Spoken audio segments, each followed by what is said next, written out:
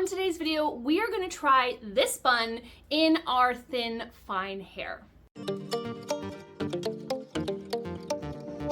Now, I'm not gonna lie, this is one of the first styles that I'm doing in this series that I'm afraid is gonna fail. I have not tried this bun in a while, and before, when my hair was shorter than this, it could not work. So it's hard to tell from this photo, but this is one of those buns where you make the bun and then you use your tail of your hair to bring it around, and then you twist it and pull it back over the bun.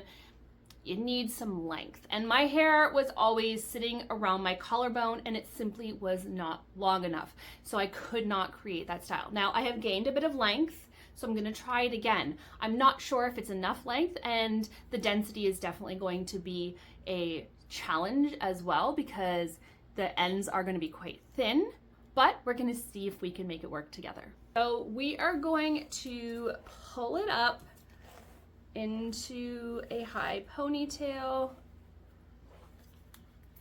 keeping in mind wherever we place our ponytail on our head is where our bun is gonna sit. And she's got hair down, so let's pull some hair down. I don't think I'm gonna curl the hair that I leave down. We'll see, I'm not sure yet, but I'm gonna pull it down nonetheless. All right, and as usual, we're using the stretchy nylon hair ties.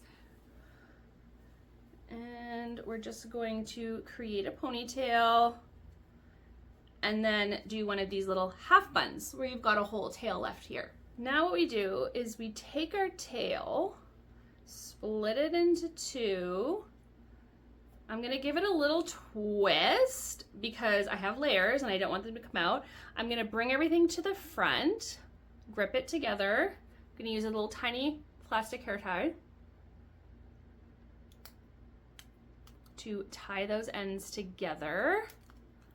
And I think we might have just enough length to do this, maybe, because then we're supposed to flip it over, take that hole.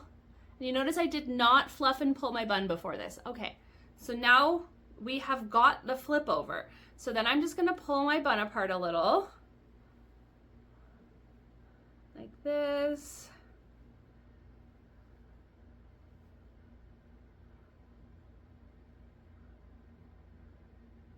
Now I can't fluff and pull my bun as much as I would like to because I don't want to pull everything apart. So what I'm gonna do is add some bobby pins. So I'm gonna take the sides of the bun, bring them down to where the twist is, and kind of pin them.